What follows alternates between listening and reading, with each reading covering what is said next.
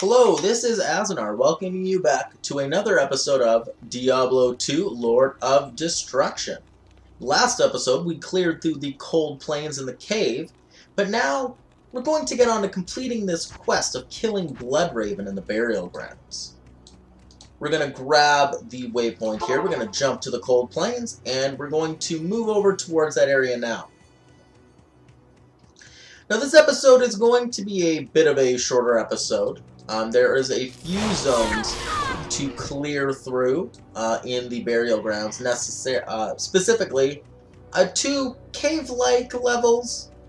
There's the Crypt and the Mausoleum. These areas have some really good enemies, they have some good loot, and you're definitely going to want to go through them before you tangle with Bloodraven herself.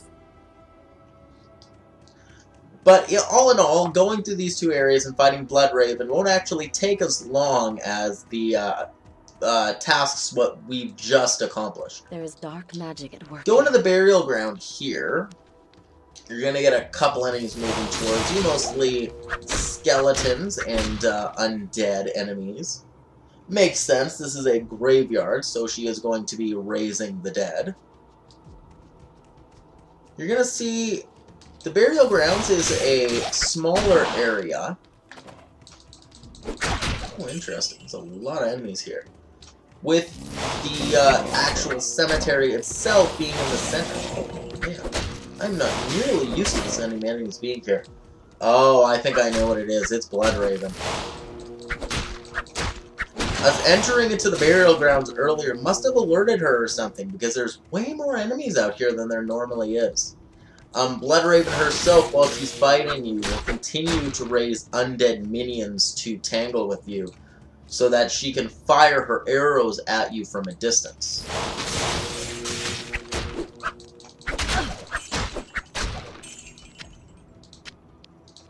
Now we're just going to finish circling here.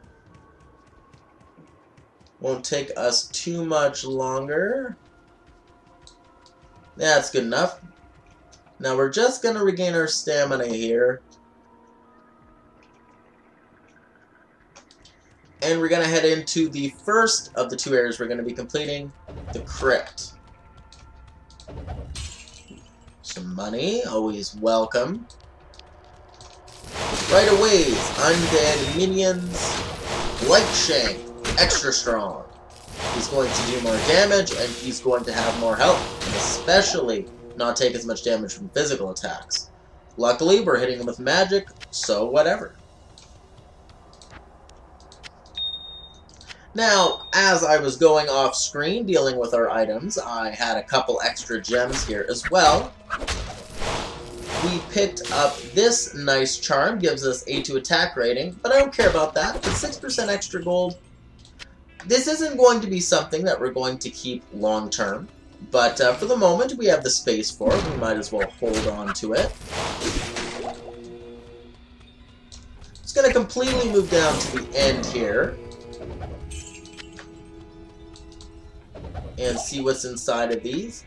Okay, now that we're down here, we know we're safe. We're going to deal with our level up. I'm going to put the next 5 points into Vitality.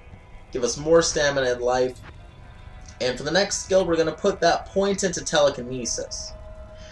Now the next tier of items is level 12. Until level 12, we're going to put all remaining points into Charge Bolt. However, at level 12 here, you can see Lightning. What I'm going to do, put all points into here, and then Lightning. This is the main attack of this build.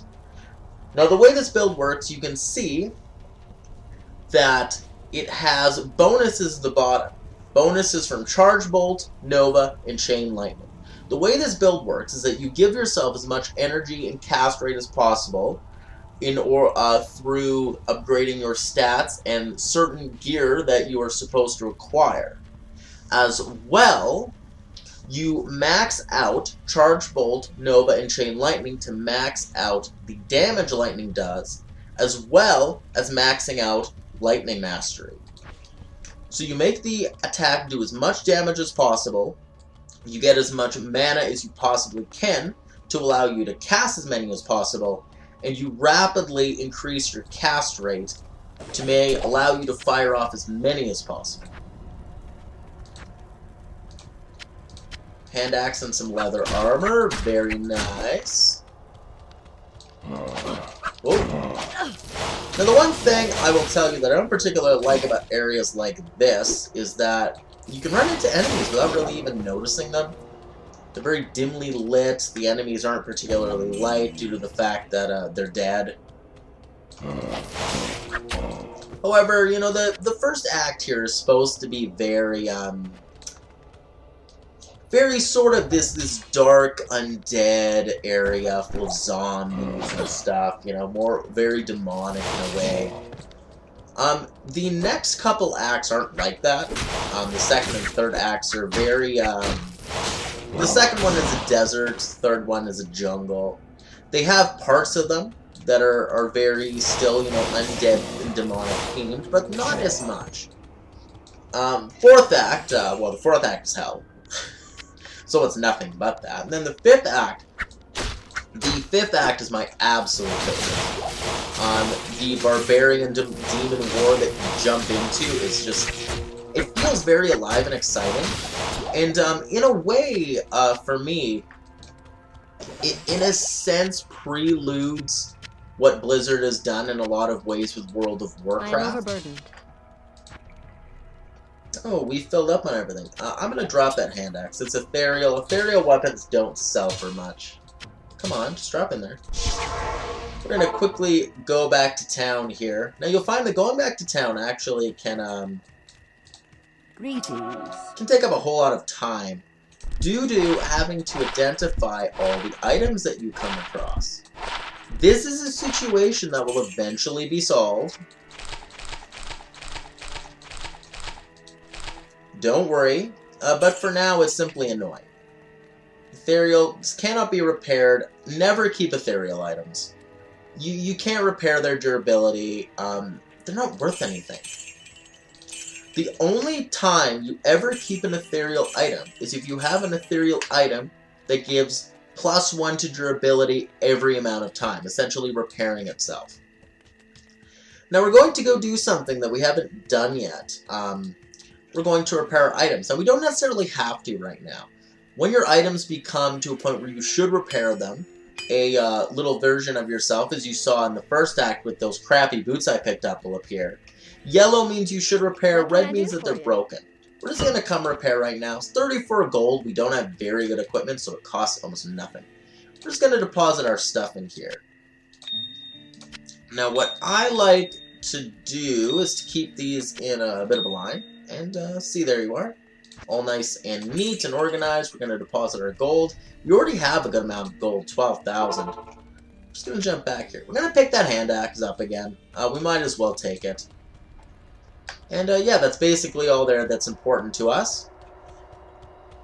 We're going to finish off the crypt here. The rest of this is not going to be much. Probably just, yeah, tiny little alcove. We're actually done in here. We're going to very quickly leave.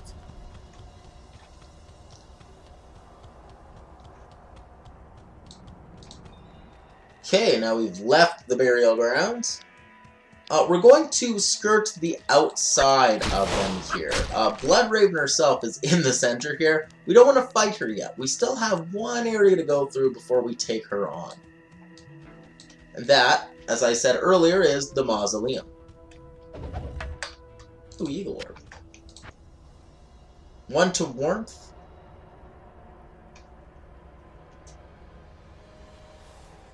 Huh.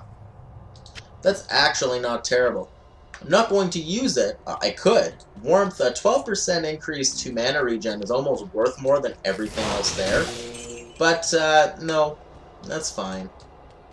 However, whenever you can pick up a class-specific item, I always recommend you do it. Class-specific items do sell for a little more, even if they're generic white items, you know? They don't have magical properties themselves. It's always worth it to grab them. The only other items than that I would always say always grab early game, always pick up throwing knives, and if they're white or better, that being not low durability or cracked or anything like that, always pick up scepters. Scepters always sell for a lot of money as well, even at base. The Mausoleum here doesn't seem to have nearly as many enemies as the Crypt did. It's actually a bit of a much easier time for us. Oh. Appears to be some more in here, though. Actually, appears to be a lot of enemies down here. Here we have... Who are you? Whoa. Ash Blister. Okay. Ash Blister here is not nice.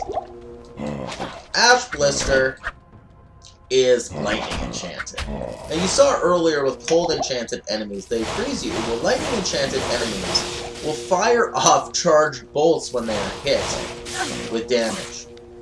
This can be quite annoying, and if you don't do essentially a hit-and-run tactic, a little here, a little there, you can very easily, quickly be killed.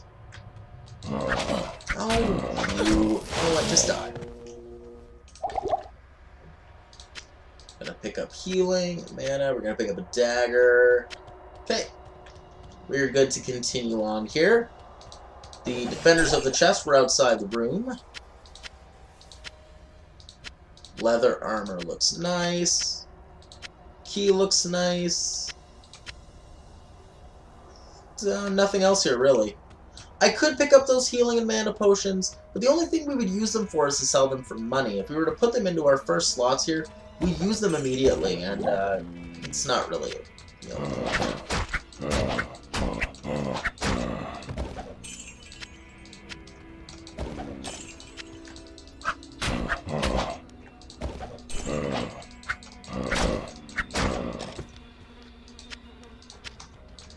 Oh, you stupid skeleton. Okay, we're gonna fling some charge bolts down here at Blightshade. I thought I already saw Blightshade. I am almost 100% positive that was the name of an enemy in the last area we were in. Well, whatever, I guess. I don't think I've ever encountered that before, where the game will procedurally generate the same enemy twice in a single playthrough. Yeah, that may have just happened. Okay. We have cleared this area. We have a good amount of items here. Just gonna top up here. Yeah, I'm not gonna wait for my mana here. Now we're going to fight Bloodraven. Bloodraven is not fun. Now against Bloodraven, you never want to be standing still if you can help it. She's a ranged attacker, and she'll hit you as well. Bloodraven, as you can see, she likes to run around a lot. We're gonna pop a mana potion to keep ourselves up, and we're just gonna keep moving around here. When you get to a point where she stops, try to stop if you can, and pour your magic at her. Bloodraven can actually be a little easier to defeat as a melee character. If you can get in close with her and hit her with a knockback and prevent her from shooting at you. Jesus. Yeah, the problem with Bloodraven is that in order to attack her, you have to stop and let her attack you. However, it does go both ways. Interesting here. For a haul-off Bloodraven, this is actually quite pathetic. She normally drops a lot more better, interesting stuff than this. But that's fine. I'm not going to really worry about it. You can see now we're supposed to return to Kasha for a reward.